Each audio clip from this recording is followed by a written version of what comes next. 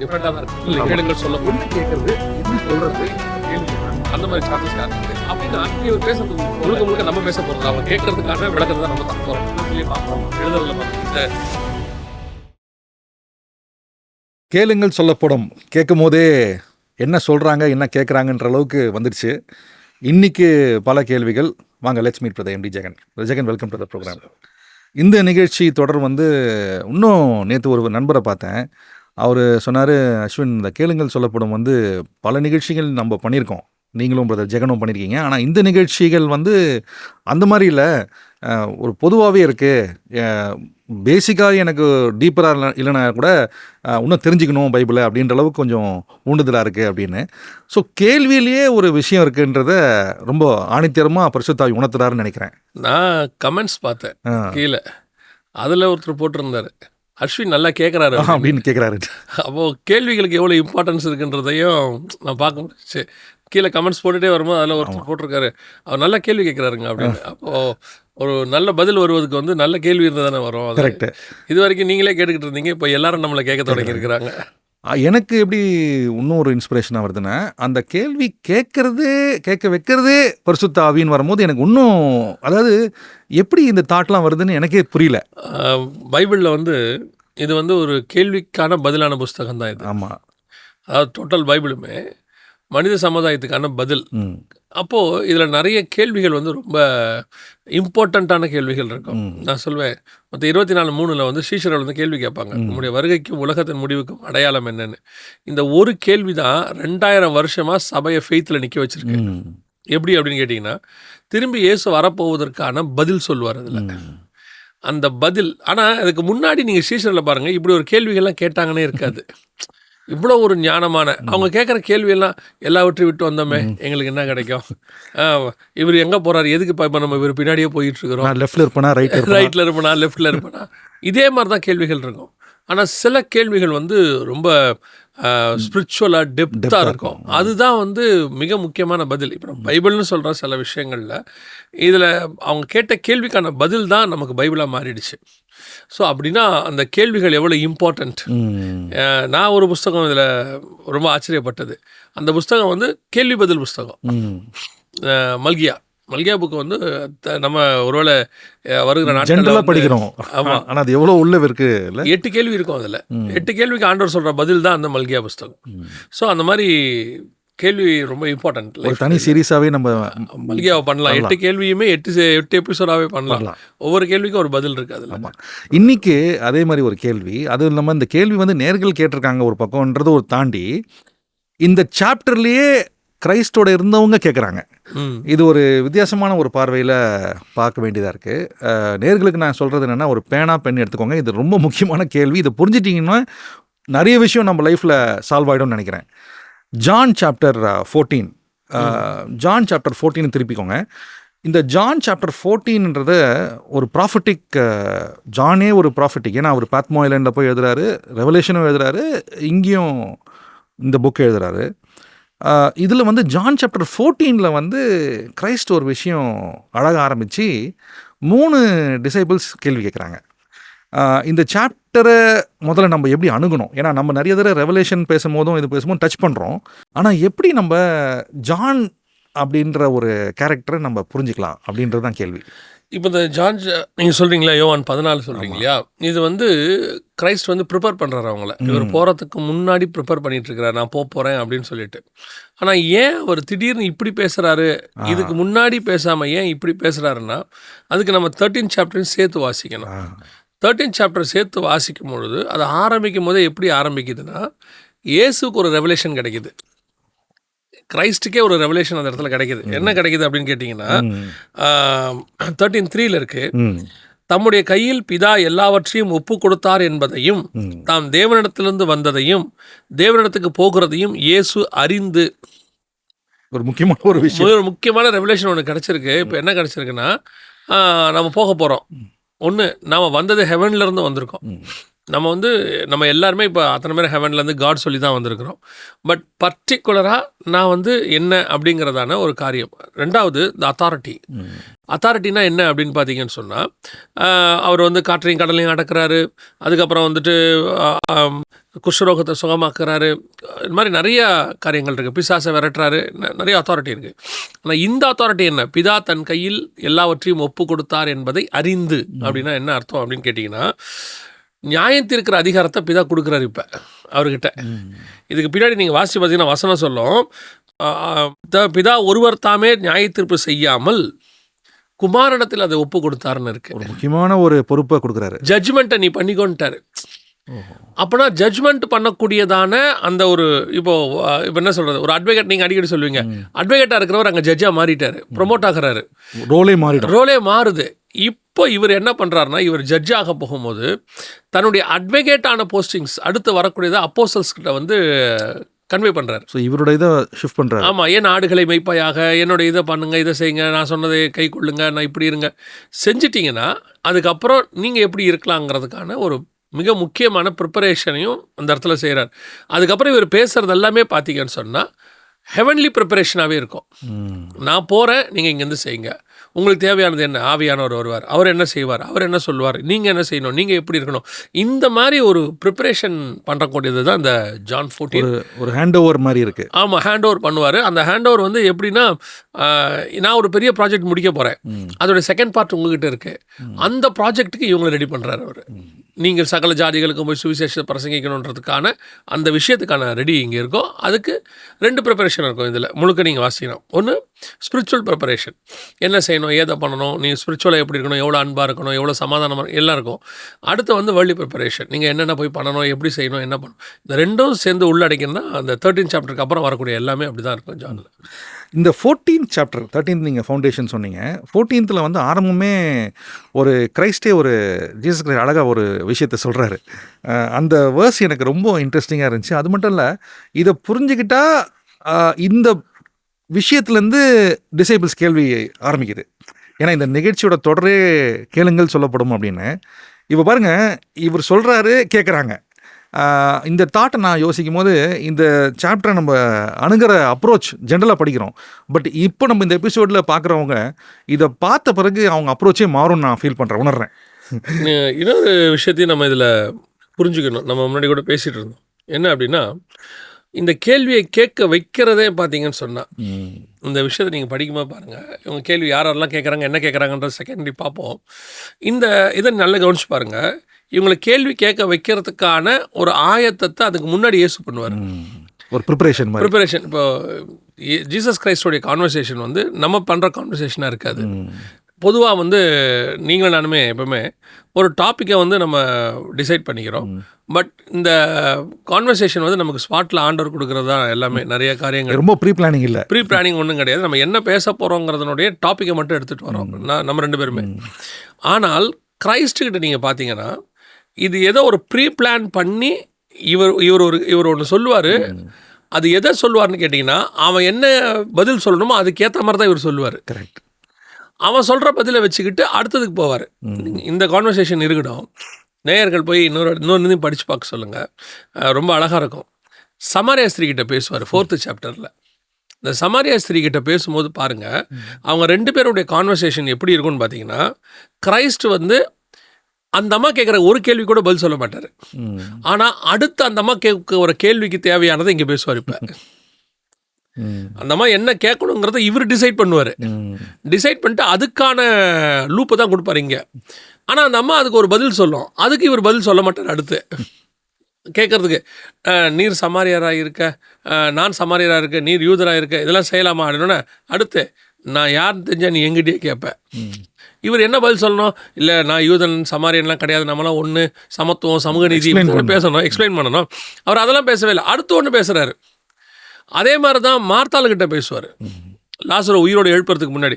அவங்க கான்வர்சேஷன் பாருங்கள், இதே மாதிரி தான் இருக்கும். ஸோ கிரைஸ்டோடைய கான்வர்சேஷன் எப்போவுமே வந்து அவங்கள கேள்வி கேட்க வைக்கிறதுக்கான விஷயத்த முன்னாடி பேசுவார். அவங்க கேள்வி கேட்டுருவாங்க, அதுக்கப்புறம் பதில் சொல்ல மாட்டார். அடுத்த கேள்வி கேட்கறதுக்கானதை பேசிகிட்டு இருப்பார். ரொம்ப என்ன சொல்கிறது, ஞானத்தினுடைய உச்சம் தேவன். அந்த கான்வர்சேஷன் அவ்வளோ அழகாக இருக்கும். அதில் இந்த இடத்துலையும் அப்படி தான் நான் பார்க்குறேன் இந்த அதிகாரம். ஆமாம், இதில் பாருங்கள், அந்த 14th ஃபர்ஸ்ட் பிகினிங்கே ரொம்ப இன்ட்ரெஸ்டிங்காக இருக்குது. Let not your heart be troubled, you believe in God, believe also in me, in my father's house are many mansions, if it was not so I would not have told you I go to prepare a place for you. I go to prepare a place. தமிழில் எப்படி போட்டிருக்கு brother? அவர் என்ன சொல்கிறாரு, என் பிதாவின் வீட்டில் அநேக வாசஸ்தலங்கள் உண்டு, இல்லாதிருந்தால் நான் உங்களுக்கு சொல்லியிருப்பேன், உங்களுக்கு ஒரு வாசஸ்தலத்தை ஆயத்தம் பண்ண போகிறேன் அப்படின்னு சொல்கிறாருல்ல. இவர் வந்து இதுக்கு முன்னாடி போகிறாருன்றதுனால இவங்களை ரெடி பண்ணுறாரு. இருதயம் கலங்காது இருப்பதாக, நீங்கள் அப்படி தான் ஃபஸ்ட்டு வருஷம் ஆரம்பிக்குது. நான் போக போகிறேன் அப்படின்னு சொல்லிட்டு விட்டார்னா பரவாயில்ல. அடுத்த வசனம், அடுத்த 3வது நான் என்ன சொல்வார்னா, 4வது வசனத்தில் நான் போகிற இடம் தான் உங்களுக்கு தெரியுமேன்றார். நான் போகிற இடத்தை நீங்கள் அறிந்திருக்கிறீர்கள். ஆமாம். இப்போது தெரிஞ்சவன் அடுத்த கேள்வி என்ன சொல்லுவான், அடுத்து என்ன சொல்லணும் அதுக்கு? ஆமாம் ரைட்டுங்க, ரைட், எனக்கு தெரியும் ஆண்டவரே, நீங்கள் போங்க நான் வந்துடுறேன், போக போகிறேன் அப்படி தானே சொல்கிறோம். ஆனால் இவனுக்கு தெரியாது. அடுத்து இவன் சொல்கிறான், தோமா, அதான் ஃபர்ஸ்ட் கொஸ்டின். அதானங்க எனக்கு ரொம்ப வேப்பானது. நம்ம தோமாவை தப்பாகவே புரிஞ்சுருக்கோம். ஆனால் தோமா எவ்வளோ பெரிய ப்ராஃபிட்ன்றதை நான் இங்கே பதிவு பண்ண விரும்புகிறேன். எவ்வளோ பெரிய ப்ராஃபிட்னா அவர் எவ்வளோ பாருங்கள், இந்த கேள்வியோட அஸ்திவரமே கிரைஸ்ட் சொல்கிறாரு நான் போகிறேன்றாரு. தோமா எங்கே போகிறார்? அப்போ கூகுள் மேப்லாம் ஒன்றும் இல்லை. ஆனால் எங்கே போகிறேன்னு தெரியாமல் இந்தியாவுக்கு வந்திருக்காரு. அப்போ பாருங்கள், அதுக்கு ஒரு ப்ரீலூடாக கிரைஸ்ட் நான் போகிறேன், நான் ஆயத்தம் பண்ணுறேன்னு சொல்கிறாரு. இங்கே தோமா அந்த கேள்வியை வேறு மாதிரி கேட்குறாரு. ஸோ தோமா கேட்குற கேள்வி, Lord we do not know where you are going but how can we know the way. அந்த வே கேட்டவர் தான் இந்தியாவுக்கு வந்திருக்காரு. இதை பார்க்கும்போது எனக்கு ரொம்ப தோமாவோட மகத்துவம் எனக்கு ரொம்ப புரிஞ்சுது எனக்கு. அதாவது தோமா வந்து சில இடத்துல தான் பேசுனது வந்து பதிவாகும் பைபிளில் சில காரியங்கள். நம்ம எப்போவுமே நம்மக்கிட்ட ஒரு, அதாவது இந்தியன் சைக்காலஜின்னு சொல்கிறதா இல்லை ஹியூமன் சைக்காலஜின்னு சொல்கிறதான்னு எனக்கு தெரில. 99% நீங்கள் கரெக்டாக கூட இருந்திருப்பீங்க. ஒரு தப்பு பண்ணிட்டீங்கன்னா இந்த 99 மறந்துடுவாங்க. அதையே பேசிகிட்டு இருப்பாங்க, அந்த ஒன்றையே பேசிகிட்டு இருப்பாங்க. அதாவது யோபுவின் மனைவி கிட்ட எடுத்துக்கிட்டிங்கன்னா அவ்வளோ குட் குவாலிட்டிஸ் இருக்கும் அந்த அம்மா கிட்ட. யோபை விட்டுட்டு அந்த அம்மா போகாது. இப்போ இருக்கிற எத்தனையோ பேர் ஒரு சின்ன பிரச்சனை வந்தாலே போயிடுறாங்களே, அந்த அம்மா போகாது. ஒரே ஒரு தடவை அந்த அம்மா தப்பாக பேசும், லைஃப்லேயே ஒரு தடவை தான் தப்பாக பேசும். இன்றைக்கி அத்தனை பேருமே யோபுவின் மனைவி வந்து இப்படி பேசிட்டாங்கன்றாங்க. அதுக்கப்புறம் யோபுவை கர்த்தர் ஆசீர்வச்சிருப்பாரு, 10 குழந்தை கொடுப்பாரு. அதுவும் அந்த அம்மா கூட இருந்து பிறந்தது தான். அந்த அம்மா கூட இருந்து தான் 10 குழந்தை பிறந்திருக்கு. அதுக்கப்புறம் அந்த அம்மா கூடவே இருந்திருக்கு, 10 குழந்தையும் பெற்று எடுத்திருக்கு அதே யோபுவோட. ஆனால் இவங்க பேசுகிறது எல்லாமே எதை பற்றி பேசுவாங்க, அந்த நெகட்டிவ் பாயிண்ட்டை பற்றி தான் பேசிகிட்டே இருப்பாங்க. அந்த மாதிரி மார்த்தாள்கிட்டையும் அப்படி தான் பேசுவாங்க. அது ஒரு ஹியூமன் சைக்காலஜியாக அப்படி தான் நான் நினைக்கிறேன் நான். ஆனால் இங்கே பாருங்கள், தோமா பற்றி நம்ம எதை கேட்டாலும் டவுட்டிங் தோமா. அவர் டவுட் பண்ணார்னு தானே சொல்கிறாங்க. ஆக்சுவலாக ஃபேக்ட் நம்மளும் அப்படி தான் ஒரு காலத்தில் பேசியிருக்கோம். ஆனால் உண்மை என்ன அப்படின்னு கேட்டிங்கன்னா, தோமா 2-3 இடத்துல பேசுவார். பேசுகிறது எல்லாமே பாருங்கள், இவங்க எல்லாரை விட பயங்கரமாக இருக்கும் அவர் பேசுகிறது. ஆண்டவர் சொல்கிறாரு பேதுருக்கிட்ட சொல்லும்போது, நீ என்னை மறுதளிப்பேன்னு சொல்கிறாரு. ஆனால் லாசரு விஷயத்தில் போகும்போது தோமா தான் சொல்லுவார், வாருங்கள் அவரோடு கூட மரிக்கும்படி போவோம் அப்படிம்பார். அதாவது அது சர்காஸ்டிக்காக சொல்கிறாரோ ஏதோ ஒன்று சொல்கிறாரோ, ஆனால் சொல்கிற வார்த்தை என்னென்னா, வாங்க நம்ம அவரோட கூட சாக போகலாம் அப்படின்னு. கிரைஸ்டோடைய பிரதானமான நித்திய ஜீவனுக்கான ஃபார்முலாவே அதான் தானே. என்னை சாகிறதுக்கு என் பின்னை பற்றி அதானே இருக்குது. எங்கே போனாலும் உன்னை பின்பற்றுவேங்கிறதுக்கான மிக முக்கியமான கான்செப்ட் அவர் சொல்லுவார். அங்கே போனால் கல்லெறிய போகிறாங்க, கொல்ல போகிறாங்க, சாக போகிறோம், வானா ஓடிடுறேன்னு சொல்ல. இல்லைன்னா நீங்கள் போயிட்டு வாங்க ஆண்டவரே, ஏன்பா என்னவா இப்படி பண்ணுறாரு நீங்களாம் சுமார் எதுவுமே சொல்லலை. அவர் ஒரே வார்த்தை, வாருங்கள் நாம் அவரோடு கூட சாகும்படி போவோம். தோமாவுடைய ஸ்பிரிச்சுவல் ஸ்டாண்டர்ட் வந்து பயங்கரம். இன்னும் சொல்ல போனால் முழு ஏஷியாவுக்குமே தோமாவுடைய மினிஸ்ட்ரி வந்து பயங்கரம் இம்பார்ட்டன்ட் சொல்லுவாங்க. நம்ம அது போனால் தோமாவுக்கு முன்னாடி போயிடுவோம்னு வச்சுக்கோங்களேன். ஸோ இப்போ தோமா கேட்குற கேள்வி, நீ எங்கே போகிறீங்க, எங்களுக்கு வழி தெரியாதே அப்படின்னு சொல்லி இந்த கொஸ்டினை வந்து கேட்க வச்சதே ஆவியானவர் தான் அவரை. இன்றைக்கி இந்த 2000 வருஷமாக காஸ்பலோடைய ஹார்ட் பீட்டான வசனங்கள் கொஞ்சம் இருக்குது. அந்த வசனத்தில் ஒன்று, நானே வழியும் சத்தியமும் ஜீவனுமாய் இருக்கிறேன். இந்த வசனம் வர்றதுக்கான கேள்வி இதுதான். அதுவும் தோமா தான் கேட்டிருக்காரு. இந்தியாவுக்கு வந்த தோமா, நம்ம தோமா. அவர் வந்து இடத்துல சொல்கிறாரு, அவர் கொஸ்டின் பண்ணது எனக்கு வழி சொல்லுங்கன்னு இவர் சொல்கிறார் நானே வழி. அப்போது இந்த கொஸ்டினை எவ்வளோ இம்பார்ட்டண்ட்டாக பார்க்க முடியுது நம்மளால் இல்லையா? அப்போ தோமா கேட்ட வழிக்கும் இவர் சொன்ன வழிக்கும் ஒருவேளை தோமா உலக பிரகாரமாக கேட்டதாகவே இருக்கட்டும், ஆனால் ஒரு பெரிய ட்ரூத் வெளியாயிருக்கு. இவர் எவ்வளோ பெரிய ட்ரூத் வெளியாகுது இந்த கொஸ்டினுக்கு பின்னாடி. இன்னும் அடுத்த தலைமுறைக்குள்ள பல thousands of years கிரைஸ்ட் வர வரைக்கும் இந்த பேஸ் இதான் பேஸ். ஆனால் நீங்கள் இந்த நானே வழின்னு இருக்கு இல்லையா, இது வந்து சாதாரணமான ஒரு கான்செப்ட் இல்லை. நாங்கள் வேறு சில காரியங்களுக்காக தியானிப்போம், ஜெனிசிஸை தியானிப்போம். இது பண்ணுறாருல்ல, அதாவது தோட்டத்தில் வந்து ஜீவ விருட்சத்துக்கு போகிற வழியை வந்து ட்ரீ ஆஃப் லைஃப்க்கு போகிறதுக்கு அந்த வேவை காவல் பண்ணுறதுக்கு கேருபையும் அப்புறம் அங்கே ஒரு ஃப்ளேமிங் ஸ்வாடையும் வச்சுட்டேன்னு சொல்லுவார் ஆண்டவர். அந்த இடத்துல இருக்கும் அந்த வழி இருக்குது பார்த்தீங்களா, அந்த வழிக்குள்ளே யாரும் போக முடியாதுன்னு அர்த்தம். ஆமாம், பிளாக் பண்ணிட்டாருன்னு அர்த்தம். அதோட அர்த்தம் என்னென்னா ஜீவ விருட்சம் அதில் ட்ரீ ஆஃப் லைஃப் இருக்குல்ல, அதோட அர்த்தம் என்னென்னா ஹெவன். ஏன்னா அங்கே தான் வந்து எட்டர்னல் இருக்குது, மரணம் இல்லாத விஷயம் இருக்குது. அதுக்கு போகணுன்னா வழி இருக்குது. அந்த வழியை பிளாக் ஒன்று பண்ணி வச்சுருக்கு. இந்த பிளாக்கை ரிமூவ் பண்ணுறவர் தான் இவர் கிரைஸ்ட். என்னை விசுவாசிக்கிறவனுக்கு நித்திய ஜீவன் உண்டு, அந்த ட்ரீ ஆஃப் லைஃபை நான் கொடுப்பேன்னு அர்த்தம். ரெவலேஷன்லேயும் சொல்கிறாரு, ஜெயம் கொள்ளுகிறவனுக்கு ஜீவ விருட்சத்தின் கனியை புசிக்க கொடுப்பேன். ஆமாம், இவர் சொன்னவே இது, நானே வழி. அந்த இடத்துக்கு போகிறதுக்கு ஐ ஆம் த ரூட். இந்த பதிலை தான் தோமா கிட்ட சொல்றாரு. அது பதிலை வர வைக்கிறதுக்கு தோமா அந்த கேள்வி கேட்கிறாரு. அதுவும் இல்லாமல் அந்த பதிலை கேட்டு இந்தியாவுக்கு வந்திருக்காரு பாருங்க. அவர் உலக பகமா இந்தியாவை தேடி வந்துட்டாரு. ஆவியானவர் அவரை கைட் பண்ணிட்டாரு, வந்துட்டார். ஆனால் இந்த கொஸ்டின் ஆன்சருக்கு பின்னாடி இருக்கிற டெப்த் என்ன அப்படின்னு கேட்டிங்கன்னா, நானே வழி அப்படின்னா நீங்கள் போகிற இடம் எனக்கு தெரியாது, எங்களுக்கு வழி. அவர் ரொம்ப அழகாக சொல்லுவார், ஆண்டவரே நீர் போகிற இடத்தை அறியோமே, வழியை நாங்கள் எப்படி அறிவோம். அப்போ தோமாவுடைய தாட் என்னன்னா, நாங்கள் வரணும் பின்னாடி. I want to reach the place. ஆமாம், ஐ வாண்ட் டு, எனக்கு வழி சொல்லிட்டு போங்க. நீங்கள் போகிற இடம் எனக்கு தெரியாது, சரி எனக்கு வழியாக சொல்லுங்கள், நான் அப்படியே ஃபாலோ பண்ணிட்டு உங்கள் பின்னாடி வந்துடுறேன். சொல்ல போனால் நீங்கள் எங்கே வேணால் போங்க ஆண்டவரே, நாங்கள் வரணும், நாங்கள் உங்கள் பின்னாடி வரணும். இது வந்து டீப் தாட்டு. முதல்ல நீங்கள் யாராக இருந்தாலும் நீங்கள் எங்கே போகிறீங்க சொல்லுங்க.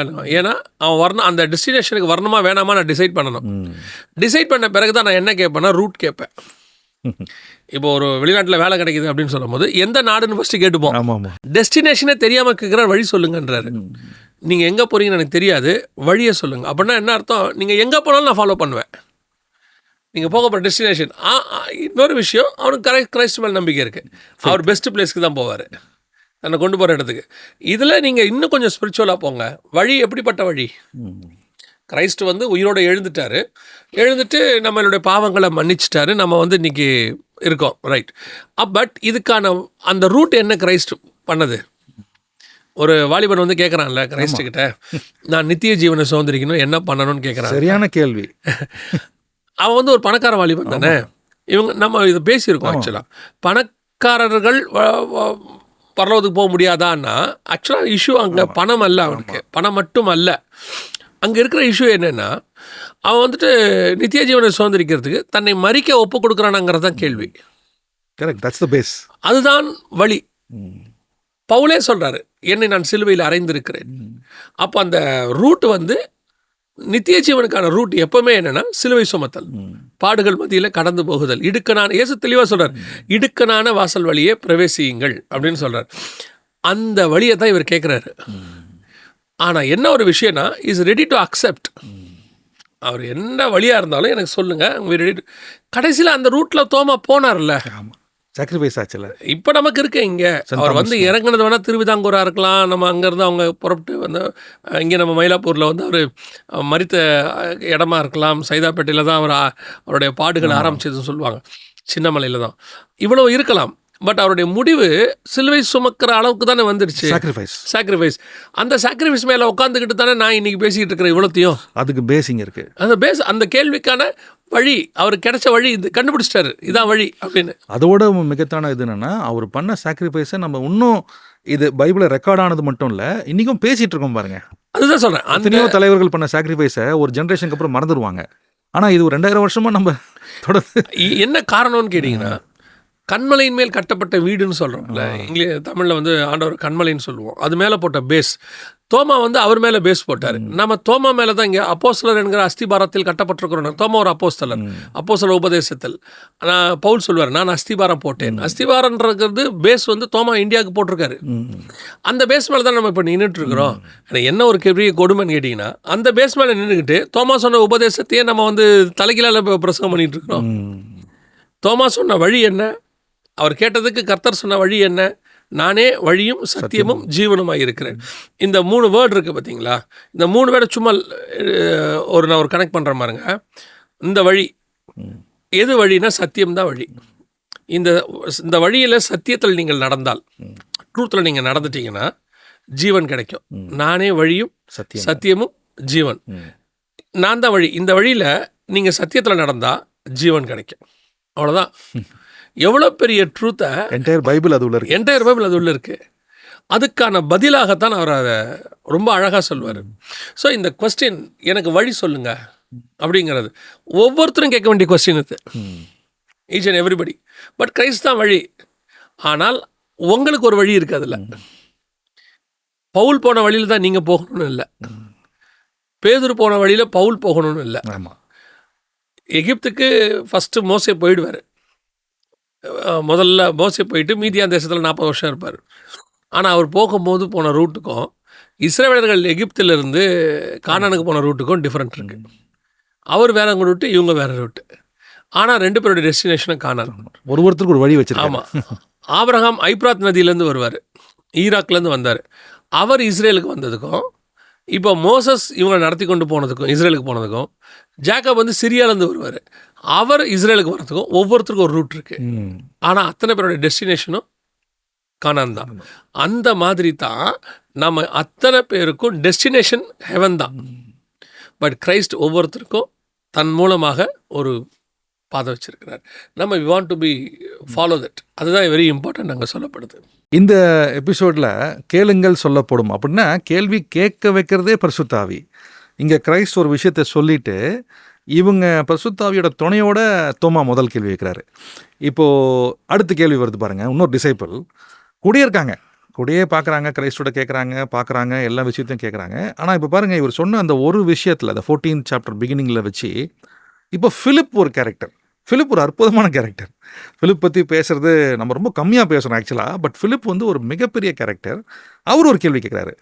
அந்த கேள்வியை எப்படி பார்க்கலான்னு பாருங்கள். கேள்வி வந்து என்னென்னா, ஃபிலிப் செட் ஹிம் 8வது வசனத்தில் Lord shows the father that is sufficient for us அப்படின்னு போட்டிருக்கு. தமிழ் எப்படி போட்டிருக்கு பாரு? ஆண்டவரே, பிதாவை எங்களுக்கு காண்பியும், அது எங்களுக்கு போதும் என்றார். எங்களுக்கு போதும் என்றார். ரொம்ப தெளிவாக கேட்குறாரு. இதை எப்படி புரிஞ்சிக்கலாம்? உங்களுடைய தேவை என்னங்கிறது தான் இம்பார்ட்டண்ட். இப்போது இன்றைக்கி நம்ம எதை ஆண்டவர்கிட்ட போதும்னு சொல்கிறோம், எதை கேட்குறோம்? இன்றைக்கி நம்ம சரியான கேள்வி இல்லை, எதை கேட்குறோம், எதை போதுங்கிறோம். அதானே நான் இன்னைக்கு கேட்குற விஷயங்கள் எனக்கு போதுமானதாகவே இல்லைல்ல, கேட்டே இருக்கேன்ல. அவன் என்ன சொல்கிறான்னா, எனக்கு அதை காட்டுங்க, எனக்கு அது போதும்ன்றான், வேறு எதுவுமே வேண்டாம், அது போதும் அப்படின்னு. அப்போது உங்களுடைய கொஸ்டின் எதை நோக்கி இருக்குன்றது தான் ரொம்ப important.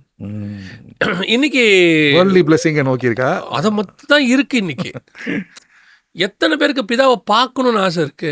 Seek ye first the kingdom of God ன்னு போட்டிருக்கு. And the others will be given. ஆமா, பின்பு இவையெல்லாம் கூட கொடுக்கப்படும். ரிவர்ஸா நம்ம புரிஞ்சுக்கலாம். நம்ம கூட கொடுக்கப்படத்தை தான் தேடிட்டு இருக்கிறோம். இப்போ பிதாவை பார்க்க முடியாது தானே இருக்கு பைபிள்ல. ஒருவனும் ஒரு காலம் கண்டதில்லை. இவன் அதை கேட்குறான் பாருங்க. இந்த கேள்வி இதுக்கு முன்னாடி ஆசைப்பட்டு கேட்டது யாரு? மோசஸ் அங்க கேட்கிறாரு. மோசஸ் கேட்டது, ஆண்டவரே நான் உம்மை பார்க்கணும். என்ன மாதிரி ஒரு தாகம் பாருங்க. இந்த விஷயத்த மோசஸ்க்கு நம்ம எப்படி பேசுறோம்? மோசஸ் அங்க பார்க்கணும்னு ஆசைப்பட்டாரு. கண்மலையில் ஆண்டவர் ஒரு இடத்த வச்சாரு. டெப்த் இவர் வச்சிருக்காரு. சேம் சீன் இது. நம்ம பாஷையில சொன்னோம்னா same scene, same depth and same. மோசே வந்து ஆண்டவர்கிட்ட போய் ஆண்டவரை நான் உண்மை பார்க்கணும்னு சொன்னபோது இங்கே பிலிப்பு கேட்குறாரு இயேசுகிட்ட, நான் பிதாவை பார்க்கணும்னு. அங்கே மோசே பார்த்த இயேசுவும் இங்கே பிலிப்பு பார்க்குற இயேசுவும் ஒரு இயேசு தான். அது இவர் கிரைஸ்ட்டை பார்த்து கேட்குறாரு. கிரைஸ்ட்டை பார்த்து கேட்குறாரு. அங்கேயும் மோசே வந்து ஆண்டவர்கிட்ட தான் கேட்குறாரு. அங்கே ஒரு கண்மலை வெடிப்புன்னு சொன்னார்ல பைபிள் சொல்ற ரோமர்ல, அந்த கண்மலை கிறிஸ்துவே. அப்போ இவர் இந்த கண்மலைகிட்ட வந்துட்டார்ல. பிலிப்பு கண்மலை தான் நிற்கிறாரு. அவர் கண்மலைகிட்ட போனார், இவரு கண்மலைகிட்ட வந்துட்டாரு. இப்போ அந்த இடத்துல மோசேயால் வசனத்தின்படி உள்ளதை சொல்கிறேன், பிதாவை பார்க்க முடியல, பின்புறத்தை பார்ப்பாயின்னு சொன்னார் இல்லையா? அதோட ஸ்பிரிச்சுவல் மீனிங் என்ன அப்படின்னு கேட்டிங்கன்னு சொன்னால், இப்போ நம்மளை மாதிரி ஆண்டவருக்கு வந்து முன்புறம் பின்புறங்கிறது வந்து முதுகு அப்படி கிடையாது. கரெக்ட். அதை நம்ம புரிஞ்சுக்கணும். காடோடைய டைமென்ஷனே வேறு. இப்போ நமக்கு 2 கண் இருக்குது இல்லையா? ஆண்டவருக்கு வந்து 7 கண்கள்னு சொல்லி பைபிள் சொல்லுது. அப்படி இருக்கும்போது காடோட டைமென்ஷனே வேறு. என் பின்புறம்ன்றது அவர் எதை சொல்கிறாரு அப்படின்னு கேட்டிங்கன்னா, முன்னாடி நியாயப்பிரமாணத்தில் வெளிப்பட்ட தேவன் அவர். அதில் வந்து அவரை பார்க்க முடியாது. அவர் தண்டனை கொடுக்குறவராக இருக்கிறார். ஸோ அவரை பார்க்க முடியாது. பின்னாடி நான் வருவேன். எப்படி வருவேன்? கிருபையும் இரக்கம் நிறைந்தவராக வருவேன். ஏன்னா அதுக்கு முந்தின வசனத்தில் தான் மோசே கிட்ட சொல்கிறாரு, எவன் மேல் கிருபையாக இருக்க இரக்கமாக இருக்க சித்தமாக இருக்கிறேனோ அவன் மேல் இரக்கமாக இருப்பேன் சொல்லிட்டு தான் இந்த வசனத்தை சொல்கிறார். அப்போ பின்னாடி கிருபையும் இரக்கம் நிறைந்தவர் வெளிப்பட போகிறது கிரைஸ்ட். நீ என்னோட முன்புறத்தை பார்க்க மாட்டேன், ஃபர்ஸ்ட் பார்ட் ஆஃப் அந்த லாவை நீ பார்க்கல இருக்க, லாவில் இருக்க காடை பார்க்க மாட்டேன், பட் கிரேஸில் இருக்க காடை பார்ப்ப நீ. அதுதான் அந்த இடத்துல சொல்கிறாரு. இப்போ பிலிப்பு யாரை பார்க்குறாரு? பிலிப் வந்து முன்னாடி இருக்கிற விஷயத்த பார்த்துட்டாரு, இப்போ வந்து செகண்ட் கேட்குறாரு. இப்போ பிலிப்பு கிட்ட கேட்குறாரு, கிரைஸ்ட் கிட்ட கேட்குறாரு, பிதாவை பார்க்கணும். இப்போ இவர் என்னதான் பார்க்குறியே, மோசே பார்த்த பின்புறத்தை இவர் லிட்ரலாக பார்க்குறாரு. இந்த கொஸ்டினுக்கான அந்த சீனை நீங்கள் யோசிச்சு பாருங்கள், பிரமிக்கத்தக்கதாக இருக்கும். இதை பார்க்குறதுக்கு அவர் வந்து மோசே வந்து ஒரு கண்மலை வெடிப்புக்கு போய் என் இடத்துல உண்டு என் கரத்தை, இவ்வளோ பெரிய ப்ரொசீஜர்ஸ் இருந்துச்சுல, அந்த ப்ரொசீஜரே இல்லாமல் ரொம்ப சர்வசாதாரணமாக கிரைஸ்ட் சொல்கிறாரு, நான் என்னை பார்த்துட்டியே, என்னை கண்டவன் பிதாவை கண்டான். உங்களுடைய தேவை என்ன? எதை தேடுறீங்க? ஆமாம், தேடுறது எதை தேடுறீங்க, எதை கேட்குறீங்க, எதை கேட்குறீங்க, கேளுங்கள் சொல்லப்படும். அதுதான் நீங்கள் கேட்டுக்கிட்டீங்கன்னா அதுக்கு ஒரு பதில் அவர் சொல்கிறாரு. அந்த பதில் எதுவாக இருக்குன்னா உங்கள் தேவையை சந்திக்கக்கூடியதாக இருக்கு. இன்னைக்கு என்னுடைய தேவையே என்னன்றது எனக்கு முதல்ல தெரியல, அதனால் எனக்கு கேட்க தெரியல. அதனால தான் பைபிள் சொல்லுது, நீங்கள் கேட்டுக்கொள்வது என்னதென்று அறியாதிருக்கிறபடினாலே உங்களுக்கு பரிசுத்த ஆவியானவர் உதவி செய்கிறார். இப்போ இந்த கேள்விக்கெல்லாம் யார் உதவி செய்கிறது? பரிசுத்த ஆவி. இவங்க இந்த கேள்வியை கேட்டதுனால ஒரு பதில் கிடைக்குது, நானே வழியும் சத்தியமும். இவங்களுக்கு கேட்க தெரியுது, ஏன்னா ஆவியானவர் சொல்லி கொடுக்குறாரு. எனக்கு பல பேருக்கு இன்றைக்கி கேட்க தெரியல, ஏன்னா நான் கேட்குறது எல்லாமே எதுவாக இருக்குது? வழி கேட்கல, அந்த வழியில் போகிற காரை கேட்குறேன். பிதாவை கேட்கல, பிதா கிட்ட போய் என்ன கேட்கலான்னு எனக்கு மைண்டில் இருக்கோ அதை தான் கேட்டுக்கிட்டு இருக்கேன் இன்றைக்கும் நான். அந்த கேள்வி கேட்குற விஷயம்ன்றது வந்து திருப்பியும் சொல்கிறேன், ஆவியானவர் உந்ததுனால இது ஏற்படுகிறது.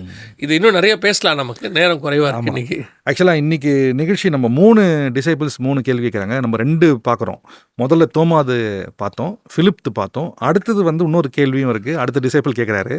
அதை நம்ம அடுத்த பதிவில் பார்ப்போம். பட் இந்த நிகழ்ச்சியில் நான் புரிஞ்சுக்கிறது ஒரு விஷயம், அதாவது கேள்வி கேட்க வைக்கிறது பரிசுத்த ஆவி ஒன்று. 2வது நம்ம எதை கேட்குறோம். அதாவது நம்ம இதை இன்னொரு எக்ஸாம்பிளையும் கொடுத்துருக்கோம். ஒரு பெரிய ராஜாட்ட நின்று சிம்பிளான விஷயத்தை, முக்கியமான மேட்டரை விட்டுறோம். இங்கே இந்த டெப்த் அங்கே இருக்குது. ஸோ கர்த்தரும் நம்மள்கிட்ட விரும்புகிறது வந்து அவர் அறிஞ்சிக்கிற ஐ எம் த வே அப்படின்னு சொல்லும் போது அந்த கேட்குறத கரெக்டாக கேட்டோன்னா எல்லாமே கிளியராக இருக்குது அப்படின்றது தான் நான் புரிஞ்சுக்கிறேன். மிக்க நன்றி பிரதர் ஜெகன். அடுத்தது பதிவில் 3வது டிசைபிள் என்ன கேட்டார், என்ன பதில் வருதுன்றதை பார்ப்போம். இந்த நிகழ்ச்சிக்கு வந்ததுக்கு மிக்க நன்றி. வணக்கம்.